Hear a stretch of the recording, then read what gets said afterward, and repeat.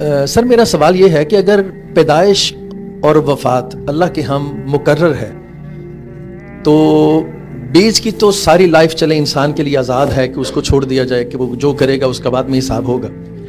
اگر موت بھی یقیناً ہے اور اللہ کے ہاں اس کی ریزن بھی یقیناً فکسڈ ہوگی کہ اس شخص نے کیسے مرنا ہے, تو اس صورت میں جو شخص قتل ہو جاتا ہے تو یقیناً پھر اس کا قاتل بھی تو کوئی اللہ تعالیٰ نے لکھا ہوگا. اس صورت میں وہ جو قاتل ہے وہ سٹینڈ کرتا ہے, وہ کیا روز قیامت عذر پیش کرے گا؟ وہ تو یہ کہہ سکتا ہے کہ اللہ میرا تو قصور ہی نہیں ہے, یہ تو آپ نے لکھا ہوا تھا. یہ ایک لفظ آپ نے اس میں داخل کر دیا, لکھا ہوا ہے.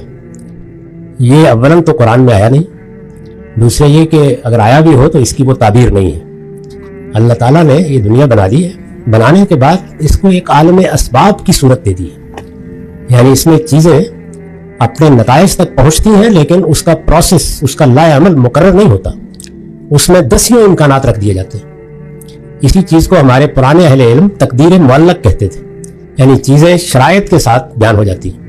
یہ فلاں معاملہ اس طرح ہوگا تو یہ نتیجہ نکلے گا, اس طرح ہوگا تو یہ نتیجہ نکلے گا. وہ ایک ہی چیز کے وقوع کے دسیوں امکانات رکھ کر اللہ تعالیٰ انسانوں کو ارادہ و اختیار کے ساتھ جینے کا موقع دے رہے ہیں. تو اس لیے جو سارا بیان آپ نے فرمایا ہے یہ واقعے کے خلاف ہے.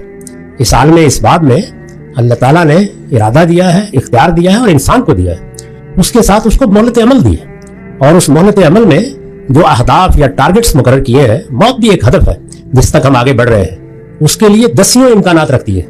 ان میں سے کوئی امکان روبہ عمل ہو جائے گا, وہ کوئی امکان دسیوں امکانات میں سے ایک دو ہوں گے, لیکن اللہ اس کا علم رکھتا ہے. تو یہ بس دو باتیں الگ الگ ہیں بالکل. امکانات کی دنیا متعین اور محدود نہیں ہے, اور اللہ کا علم کبھی غلط نہیں ہو سکتا. دونوں کو بیک وقت اس طرح مانا جاتا ہے.